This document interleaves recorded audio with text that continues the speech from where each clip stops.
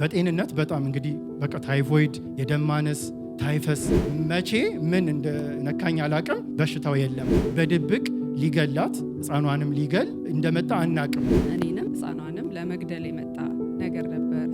ብዙ የጠላት ድምፅ ሰማ ነበረ። ልጅ ወልጄ አቅፋለሁ የሚል እምነት ሙሉ እምነት አልነበረኝ።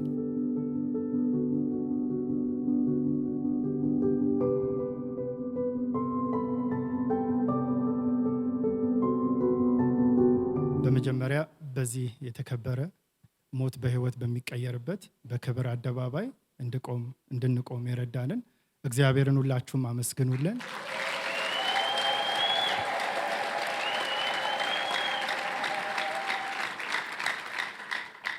ስሜ ቢኒያም ላቃቸው ይባላል። የመጣ ነው ከዚህ ከሰሚት አካባቢ ነው። ወደዚህ ቤተክርስቲያን የመጣሁት በ2011 ዓመተ ምህረት ነው። የግንቦት ወር ላይ የተከፈተ የሥራ በር በሚል ትንቢታዊ አዋጅ ቤተክርስቲያን በነበረችበት ወቅት ነው የመጣሁት።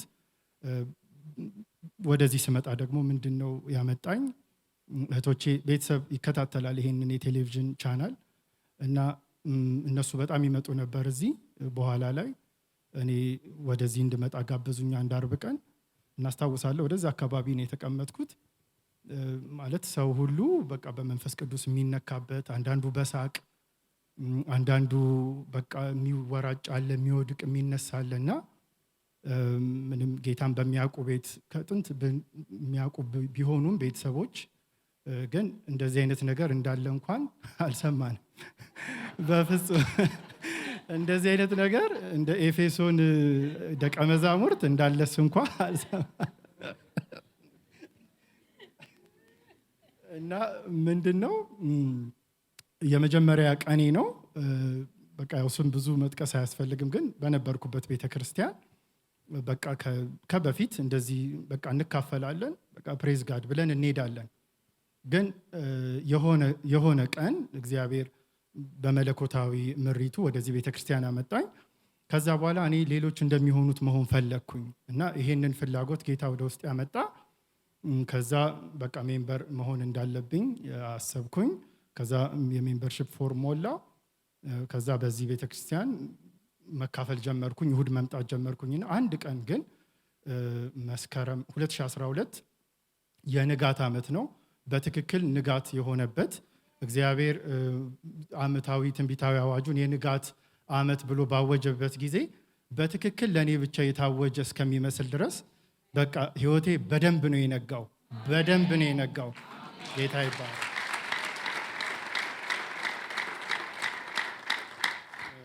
ምንድነው የሆነው? እንዳልኳችሁ እንዳለስ እንኳ ሰምቼ የማላቀውን ነገር ኤክስፒሪየንስ ማድረግ ጀመርኩኝ። በህይወቴ ለመጀመሪያ ጊዜ 2012 መስከረም መጨረሻ አካባቢ ይመስለኛል መንፈስ ቅዱስን ተሞላው። በህይወቴ ለመጀመሪያ ጊዜ ነው።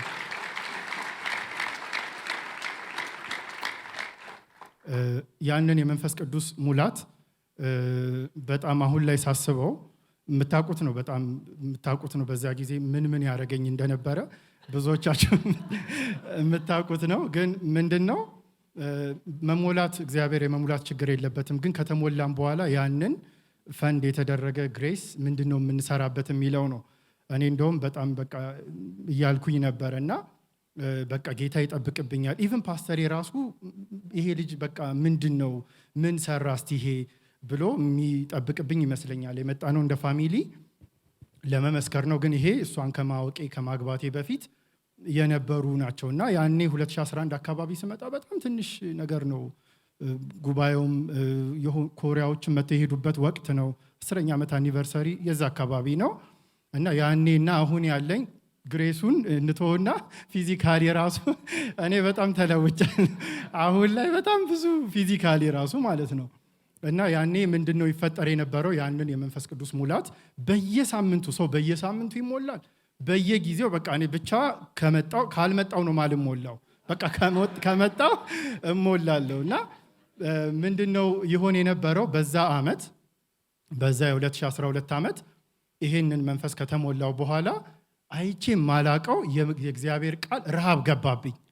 በቃ በፍጹም አንብቤ ማላቀውን ባይብል ማለት በቃ የሆነ ጌታ ቤት ውስጥ እንዳደገ በቃ ልጸልይ ብዬ የሆነ በቃ አንድ ወር እንደ 2 ወር ከዛ በፊት ማለት ነው የሆነ ሞሜንተም የለውም ጸሎቴ ላንብብ ብዬ በቃ ሞሜንተም የለውም የሆነ ትንሽ ይጀምራል ግን እንድርድሪቱን አይጨርስም። ይሄ አለ አይደለ በዘላቂነት አይሆንም። ወደዚህ ቤተክርስቲያን ከመጣው በኋላ ግን መንፈስ ቅዱስ ከሞላብኝ በኋላ እሱን የእግዚአብሔርን ቃል እንደ ማንተዋወቅ የሆነውን እሱን ቃል በደንብ ማንበብ ጀመርኩኝ። በዛ ዓመት በጣም ልክ አሞጽ 8:1 ላይ ይመስለኛል የእግዚአብሔርን ረሃብ የምሰድበት ዘመን ይመጣል እንደሚል እሱ ዘመን አገኘኝ። ጌታ ይባረክ፣ ጌታ ይባረክ። ሌላው ምንድነው ይሄንን መንፈስ እየተሞላው እዚህ ቤተክርስቲያን በጣም የሚገርም በቃ ከፍ ያለ ትምህርት እየተማርን ምንድነው እያሰብኩኝ የነበረው ያኔ በቃ ፓስተር የሚላቸው ነገሮች ማለት በፍጹም አስቤበት የማላውቀው ፍጻሜ ምንድነው ጥሪ እንዲህ አይነት ከፍ ያሉ ነገሮችን በደንብ ማሰላሰል ጀመርኩኝ። በቃ ያንን ነገር ይዤ በእግዚአብሔር ፊት መሆን እንዳለብኝ ገባኝ። ማለት መንፈስ ቅዱስ ከተሞላን በኋላ በዚህ መንፈስ አይደለ ጥሪያችንን የምናውቀው ጥልቅ ነገር ውስጥ ነው ያለው የእግዚአብሔር ልብ ውስጥ እሱን የምናገኝበትን መንፈስ ከተቀበልኩኝ በኋላ በእግዚአብሔር ፊት መጸለይ ጀመርኩኝ። ይሄ ጸጋ እንዲያመጣው ነገር ምንድነው ያ የ2012ን ዓመት ምግብ እስከሚያስጠላኝ ድረስ ያንን ዓመት በሙሉ በጾም በጸሎት በቃ ሰው ቁርስ እስከሚያስጠላው ድረስ በቃ እንደዛ በእግዚአብሔር ፊት ሆኜ መጸለይ ጀመርኩኝ እና በዛ ጸጋ የእግዚአብሔር ቃል ረሃብ መጣ። በዛ ጸጋ የጾም ጊዜ የጾም ጉልበት መጣ። በዛ ጸጋ የጸሎት አቅም መጣ። ከዛ በኋላ እግዚአብሔር ለምን እንደፈጠረኝ ለምን እንደሚፈልገኝ እዚህ ቤተክርስቲያን መጥቼ በተቀበልኩት ጸጋ አወቅኩኝ። ክብር ለጌታ ይሁን። አመሰግኑልኝ፣ ደስ ይለኛል። ማለት አግብቻለሁ፣ ወልጃለሁ። በጣም ትልቁ ቴስቲሞኒ ጌታ ይባረክ። ስለዚህ ትልቁ ቴስቲሞኒ ጥሪ ሃየር ላይፍ ላይ ስንማር በህይወት ትልቁ አደገኛ ነገር ምንድነው? ያለ ዓላማ መኖር ነው። ማለት ጀስት ዝም ብሎ መኖር አለን ፓስተር እና እሱን ነገር አቮይድ ያደረኩበት አጋጣሚ ነበር ያ። ከዛ በኋላ በዚህ ሁኔታ እያለን የኮቪድ ፓንደሚክ መጣ። ከዛ በኋላ ሁሉም ነገር ስራም ሲቆም ቤት ዘግቼ መቀመጥ አገኘው። በዚያ ጊዜ ራሱ እግዚአብሔርን በቃ እኔ የምፈልገው አስቀድሜ በቃ ሁሉንም ነገር ስራ እንኳን ባልሄድ በቃ ከዛች ክፍል ባልወጣ ፓስተር የሚለውን ነገር በደንብ ነበር የማደርገው። መስገጃ ይኖራችሁ ሲል እኔ መስገጃ ነበረኝ። በጣም የሚገርመው ክፍል ለብቻዬ ለይቼ ነበረ። ማስታወሻ ትራሳችሁ ስራ አድርጉ፣ ደብተር እስክሪብቶ እንዲህ ድንገት ብንን እንኳን ብለን ብንነቃ እንጽፈዋለን። ጠዋት ስንነሳ ግን ምናልባት ቮላታይል ሊሆን ይችላል ያ ነገር።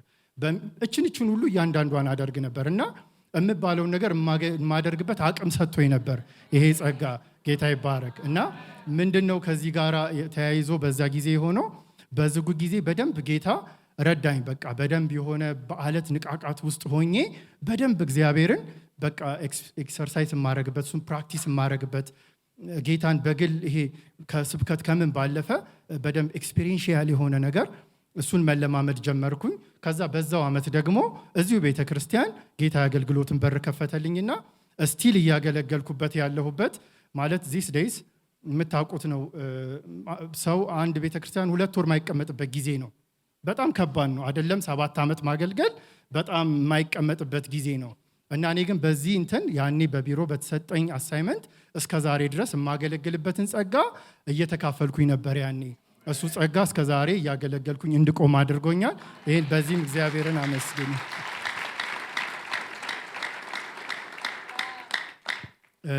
ምንድነው እንግዲህ 2011 ነው ወደዚህ የመጣሁት። ወደ አገልግሎት ግን የገባሁት በ2012 ነው።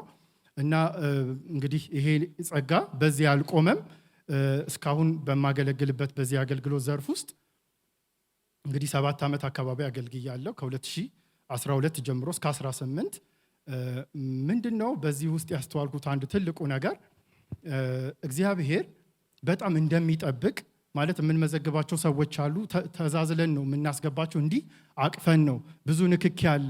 ግን አንድም ቀን በሽታን ወደ ቤቴ ይዤ ሄጄ አላቅም። በጣም የሚያስደንቀው የእግዚአብሔር ምሕረት ይሄ ነው። ማለት ብዙ አይነት አገልግሎት አለ። የኛ ዳይሬክትሊ ከህመምተኞች ጋር ነው እና በሚያስደንቅ ሁኔታ አንድም ቀን ማለት ብዙ የሚተላለፉ አሉ በንክኪ በትንንሽ ንክኪ፣ በትንፋሽ፣ በኮቪድ ጊዜ ሁሉ ኮቪድ ሁሉ ያዘው መዝግበን ሁሉ እናውቃለን። ግን አንድም ቀን ወደ ድንኳኔ ወደ ቤቴ በሽታን በፍጹም ይዤ ሄጄ አላቅም። እኔም ታምሜ አላቅም። ክብር ለኢየሱስ ይሁን።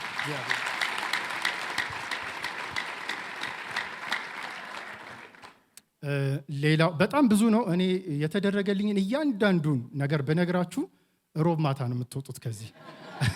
ስለዚህ በጣም ማሳጠር ይኖርብናል።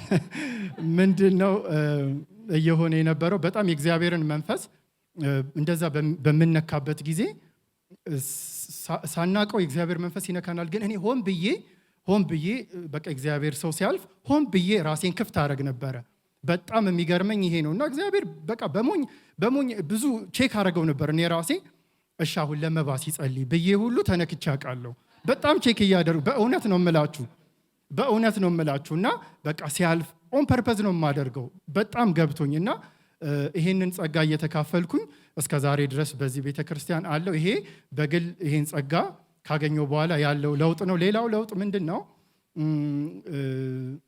በጤንነት በጣም እንግዲህ በቃ ታይፎይድ፣ የደም ማነስ፣ ታይፈስ እነኚህ በጣም በተለይ ታይፎይድ በጣም ታምሜ ነበረ። 12 እያለሁ በተለይ የሞዴል የግቢ ፈተና መግቢያ አካባቢ በቃ ላለመፈተን ሁሉ ደርሼ ነበረ እና በጣም የታመምኩበት አንደኛው በሽታ እሱ ነው። ሁለተኛው የደም ማነስ ነው። እንዲህ ደጅ ቆይቼ ወደ ቤት ስገባ ጭልሜ ማለት ወይ ቁጭ ብላችሁ ብድግ ስትሉ የሆነ ዲዚነስ እንዲህ አይነት ስሜት።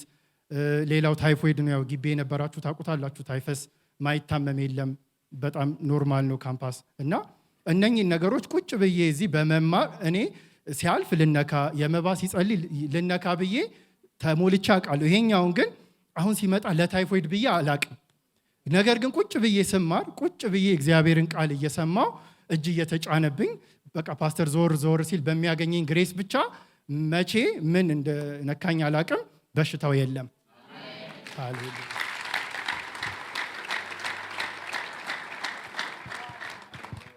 ምንድነው ማለት ከዛ በፊት በተለይ በታይፎይድ ምክንያት ታውቃላችሁ፣ በቃ ቬጅ እነኚህ ሳላድ ያልበሰሉ እህሎች አትበሉም፣ ያልበሰሉ ቅጠሎችን አትበሉ፣ ሙዝ እንደዛ አይነት ነገር አልበላም ነበርና የሆነ ሰዓት በቃ ራሴን ስበላ አገኘሁት።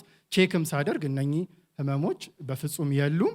እና አሁን አርብ ላይ እንደዛ አይነት አገልግሎት ላይ ሳገለግል በቃ ጌታ ይፈውሳል ስል አሁን የምሬ ነው። አሁን ገብቶኝ ነው የምለው ለእኔ ያደረገ ጌታ ለሱም እንደሚያደርግ በስብከት አይደለም በምንም አይደለም፣ በግሌ እማቀው የነካኛ የእግዚአብሔር ጸጋ ያንን ሰው እንደሚነካ እርግጠኛ ሆኜ ነው የምነግረው ማለት ነው።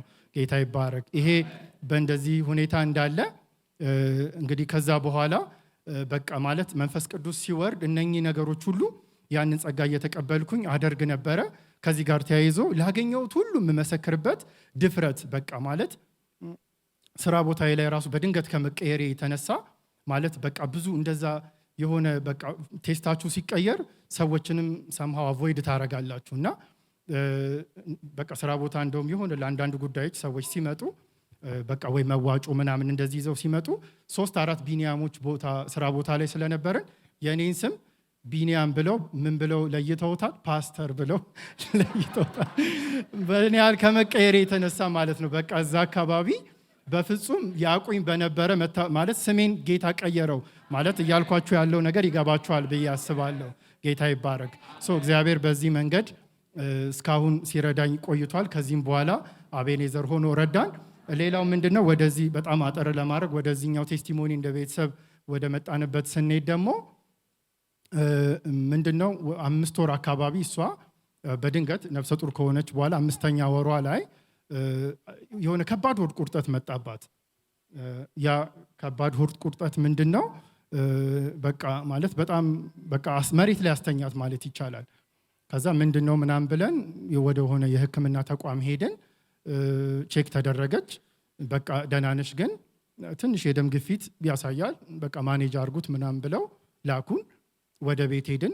ከዛ እንደዚህ ለቼክአፕ ስንሄድ እሷም ደግሞ አብኖርማል የሆኑ ነገሮችን ማየት ጀመርን። በእሷ 2ኛ ልጃችን ናች። በመጀመሪያ ልጃችን በዳማሪስ ምንድነው ያልነበረ ነገር ላይ እግሯ የሚያብጠው ከቁርጭምጭሚት በታች እንዲህ ኖርማል ነገር ነበረ። በዚችኛዋ በካሪስ ግን ምንድነው የተፈጠረው? ከጉልበት በታች አብኖርማሊ እግሯ ማበጥ፣ በጣም ድካም እና ወደ 8ኛ ወር አካባቢ ደግሞ ስትደርስ በድንገት የሆነ እጇ እንደዚህ መዛል የሆነ እዚህ ራስ አካባቢ ከኋላ አካባቢ እንደ ህርት ቢት አይነት ነገር መሰማትና ብዥታ አይነት ነገር ሀፕን ሲያደርግ በቃ ሄድን ቼክአፕ ቦታ ስንሄድ ግፊት በጣም ጨምሯል 170/90 ይሄ ለእርጉዝ በጣም ከባድ ነው ለእርጉዝ በጣም ከባድ ነው ኖርማል ሰው ራሱ 170/90 በእርግጠኝነት ራሱ ላይ ሄድ ይችላል በሰው እንዲ ሊሆን ይችላል እንጂ እርጉዝ እንደዛ አትሄድም ያ ቀን አርብ ቀን ነው እኔ ለአገልግሎት እየመጣው ወደ 4 ሰዓት አካባቢ ተገናኝተን እዚህ ስለምንጸልይ 5 ሰዓት እየወጣው በነበረበት ሰዓት እሷም ቼክ ማድረግ አለብኝ ብላ እንደዛ ሐሙስ ማታ ሲያማት ስላደረ ሄድን ማለት ነው አይሚን እሷ ሄደች እኔ መጣለው ወደዚህ ብዬ ስላሰብኩኝ እሷ ሄደች ግን በመሃል በጣም ከባድ እንደሆነ 170/90 እንደሆነ ሲነግሩን በቃ በጣም ደንግጬ በዛው ሄድኩኝ የዛን ቀንም እዚህም አልመጣሁም እና ምንድነው የተፈጠረው ይሄ ከባድ ጉዳይ ስለሆነ መሄድ የለብሽም ወደ ቤት እዚሁ ሆነሽ ነው መታከም ያለብሽ በማንኛውም ሰዓት ምን ሊያደርግ እንደሚችል አናቅም አሉ ከዛ የዛኑ ቀን ቼክ ያደረጓት ከዚህ ከግፊቱ ጋር አብረው ምን ዲስከቨር አደረጉ የጉበት መቆጣት የሚባለው ይሄ የሊቨር ፋንክሽን ቴስት ሲሰራ እሱ 80 ደርሷል ኖርማሉ 40 ነው ማለት ከ40 ወደ 80 በጣም ከባድ ነውና 80 ከደረሰ እርጉዝን ምንድነው የሚያደርጉት ተርሚኔት ነው የሚያደርጉት ዶክተሮቹ እንዳሉን ማለት ነው 80 ደርሶ የጉበት ፋንክሽን ቴስት ሴት አትወልድም ማለት ባለችበት ሰዓት ከደረሰ ትወልዳለች ካልሆነ ግን በቃ እንዲጨነግፍ ነው የሚያደርጉት እና ቪዲዮም ላይ እንደሰማችሁት ፓስተር የታመመ የሰውነት ክፍላችሁ ይስማ የሞተው አላዛር ሰምቷል የሞተ ነገራችሁ ይስማ በጌታ በኢየሱስ ስም የሞተ ነገራችሁ ይስማ በጌታ በኢየሱስ ስም እመኑ የሞተ ነገራችሁ ይስማ በህይወት ይኖር ይስማ በህይወት ይኖር ይስማ በህይወት ይኖር ይስማ በህይወት ይኖር ተስፋ የተቆረጠበት ቢሆን የተቀበረ ቢሆን አሁን በህይወት ይኖር በኢየሱስ ስም አሁን በህይወት ይኖር በኢየሱስ ስም አሁን በህይወት ይኖር በኢየሱስ ስም በህይወት ይኖር አሁን በኢየሱስ ስም በህይወት ይኖር አሁን በኢየሱስ ስም የሞትን አዋጅ እሽራለሁ የሞትን አዋጅ እሽራለሁ ራእይ አይሞትም ህልም አይሞትም ጽንስ አይሞትም ጽንስ አይሞትም ራእይ አይሞትም ማህፀን አይሞትም አገልግሎት አይሞትም ትዳር አይሞትም አይሞትም በኢየሱስ ስም አይሞትም በኢየሱስ ስም አይሞትም በኢየሱስ ስም አገልግሎት አይሞትም ጥሪ አይሞትም ትዳር አይሞትም አውጃለሁ በጌታ በኢየሱስ ስም ድምፁን የሚሰማ በህይወት ይኖራል ይህን ድምፅ የሚሰማ በቴሌቪዥን ይሁን በዚህ ይሁን በህይወት ይኖራል በህይወት ይኖራል በህይወት ይኖራል በህይወት ይኖራል በህይወት ይኖራል በህይወት ይኖራል በጌታ በኢየሱስ ስም በጌታ በኢየሱስ ስም በህይወት ኑሪ አልኩሽ ተብሎ ተጽፏል በህይወት ኑሪ በጌታ በኢየሱስ ስም በህይወት ኑሪ በጌታ በኢየሱስ ስም በህይወት ኑሪ በጌታ በኢየሱስ ስም በህይወት ኑሪ አልኩሽ በህይወት ኑሪ በጌታ በኢየሱስ ስም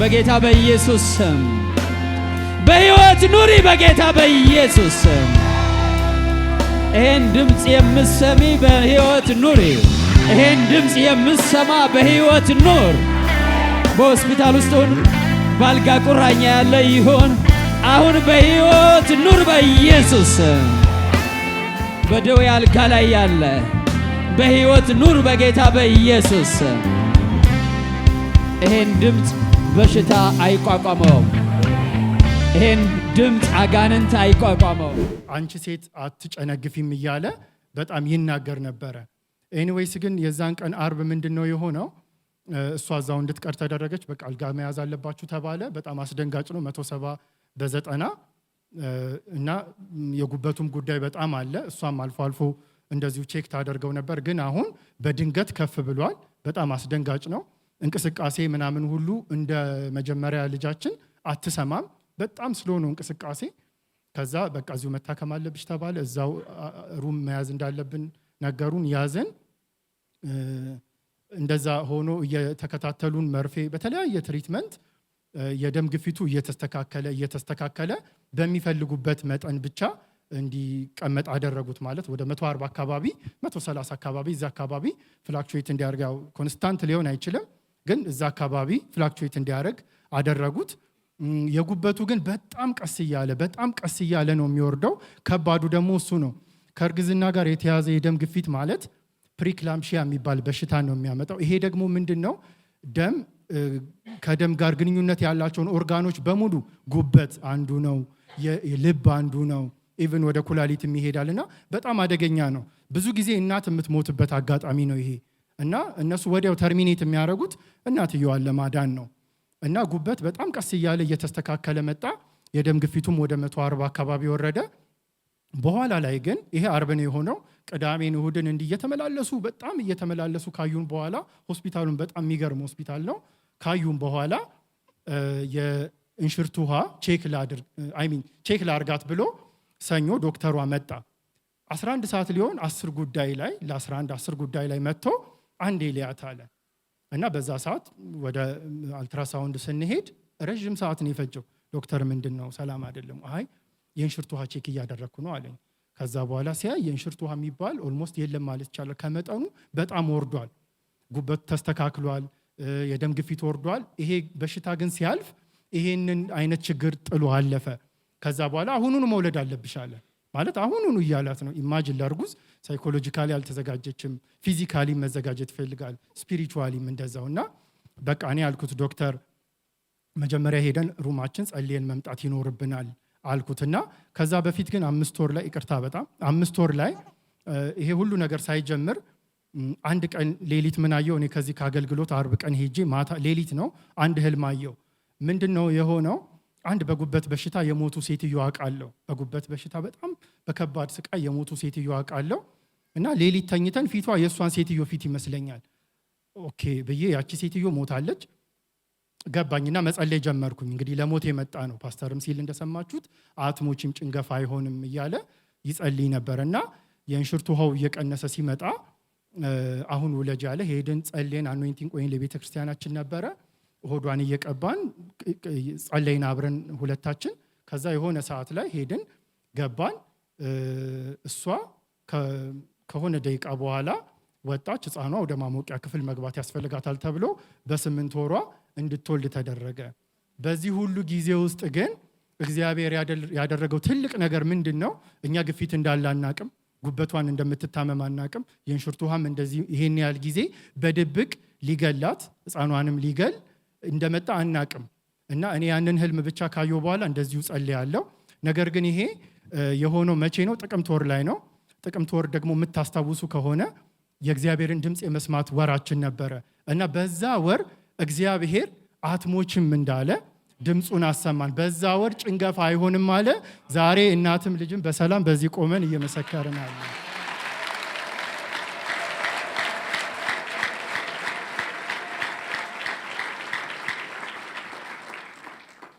አሜን። ክብር ለእግዚአብሔር ይሁን። ስሜ ማህሌት ፉፋ እባላለሁ። እዚህ ቸርች አባል የሆንኩት ከ2010 ጀምሮ ነው። ያው ከዚህ በፊት ብዙ ቴስቲሞኒዎች አሉኝ። በዚህ መድረክ ላይም የመሰከርኩት ምስክርነት አለኝ በህይወቴ ላይ የሆነ ያው መድገም ነው የሚሆነው። ያው ጀነራል ሳደርገው ግን በቃሉ ነው ብዙ ነገር። እዚህ ቸርች ያው ስመጣ ፓስተር በሚያካፍለው ቃልና በሚመክረን ምክር ብዙ ነገር ሆኖልኛል። እሱ የሚለውን እያልኩኝ ብዙ በላይፌ ላይ በስራ በተለያየ ነገር በብዙ ነገር ድል ሆኖልኛል። ያንን እዚህ መድረክ ላይ መስክሬያለሁ። ያው አሁን አልደግሞም። አሁን የመጣሁት ያው ከመውለድ ጋር በተገናኘ በገጠመኝ ነገር ነው። እና ምንድነው እዚህ እንደመጣሁኝ በጣም ጥሩ እንትን ነበረኝ ከዚህ ቸርች ጋር ያው የነበረኝ ነገር አክቲቭ ነበርኩኝ በብዙ ነገር። ያው ትንሽ ወደ መሀል አካባቢ ግን ደከም ብዬ ነበረ። ምንድነው በስራ በቤተሰብ ከሷ በፊትም ልጅ አለችኝ የ3 ዓመት ልጅ። በልጅ በተለያየ ነገር ቢዚ ሆኛለሁ እና ከህብረት በጣም ጎድያለሁ እና ከህብረት መጉደል የሚያመጣው ችግር ምን እንደሆነ በህይወቴ ላይ ተረድቻለሁ። ምንድነው የምታምኑ ይመስላችኋል ግን አታምኑም። ያው ከዚህ በፊት አምኜ ብዙ ነገር ሆኖልኛል። ግን ያው ትንሽ ነገር ሲገጥማችሁ በቃ እንደማታምኑ ታረጋግጣላችሁና ምንድነው የሆነው በሷ ያው ከእርግዝናዬ ከ5 ወር ጀምሮ ሁለተኛዬ ናት እሷ ሁለተኛ ልጅ። በመጀመሪያ ልጄ ምንም ፍርሃትም የለኝም ምንም ብዙ ነገር ጥሩ ነበርና ምንም አይነት ኮምፕሊኬሽን አልነበረኝም። በሷ ግን ብዙ የጠላት ድምጽ ሰማ ነበር። ልጅ ወልጄ አቅፋለሁ የሚል እምነት ሙሉ እምነት አልነበረኝ እና ያ የመጣው ከምንድነው ያው ከህብረት ከመጉደል ነው። እሱን ተረድቻለሁና ያው ግን ስመጣ እዚህ በመጣሁበት ጊዜያቶች ፓስተሮች ይጸልዩልኝ ነበረ። በጣም በከባድ ፍርሃት ውስጥ ነበርኩኝ። ያው ዶክተሮችም ሲሉ አሜን ብዬ ነው ተቀብዬ የምመጣው። ማለት በእግዚአብሔር ቃል አይደለም እንደዚህ አይሆንም እምልበትም ድፍረቱም አቅሙም አልነበረኝም እና ያው የሆነው ነገር ብዙ በአብዛኛውን እሱ ገልጾታልና አልደግመውም። ምንድነው 5 ወር ላይ ያው ባድ ኒውሶች መሰማት ጀመሩ። ውጤት ጥሩ አይደለም ውጤቶቹና ጥሩ ምልክት አይደለም። ያው አንድ ሴት እንደዛ አይነት ውጤቶች ካሏት ብዙ ሪስኮች ያሉበት እርግዝና ነበርና ያው ግን እሱ ሁሉ ጊዜ አትስሚያቸው ነው የሚለኝ። ያው እሱ እዚህ አክቲቭ ስለነበር ያገለግላል ምን ይላል አይሰማኝም ነበር። እኔ ሁሌ የፍርሃት ቃል ነበር የምናገረው። በቃ እንዲያሉኝ በጣም ፍርሃት ነበረ። ግን ምንም አይሰማኝም ነበረ። እሱ ምንም አይሆንም ወልደሽ ታቅፊያለሽ ነበር የሚለኝ ማለት ነው።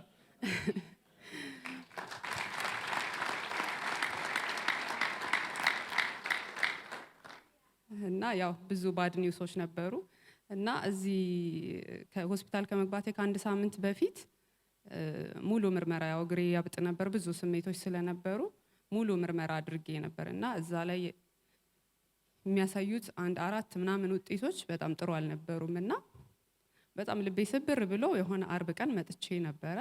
ተጸልዮልኝ በቃ ሄድኩኝ። እዚህ ተጸልዮልኝ ሲሄድ ነው አቅም ማገኘው የነበረው ማለት ነው። እና አርብ ቀን ያው እሱ እንደተናገረው ሆስፒታል ገባው።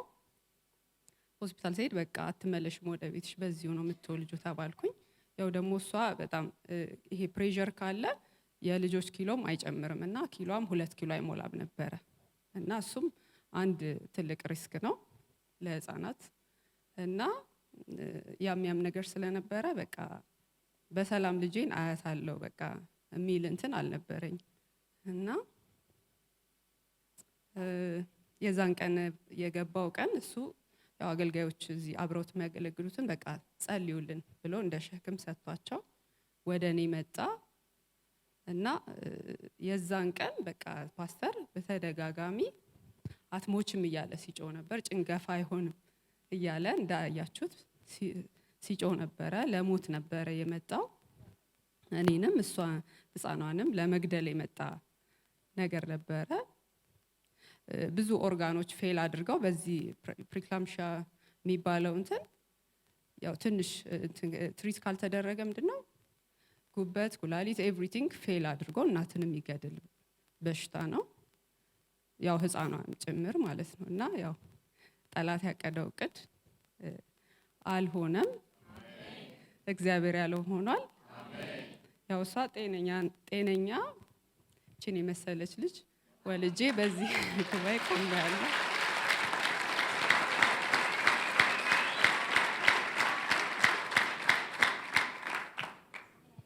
እና በቃ ያው ህፃኗን በጣም ደስተኛ ናት። በጣም እያደገች ነው። እኔም እሷ ምንም ሳንሆን በክብሩ አደባባይ ለመቆም በቅተናል። ጌታን አመስግኑ። አሜን።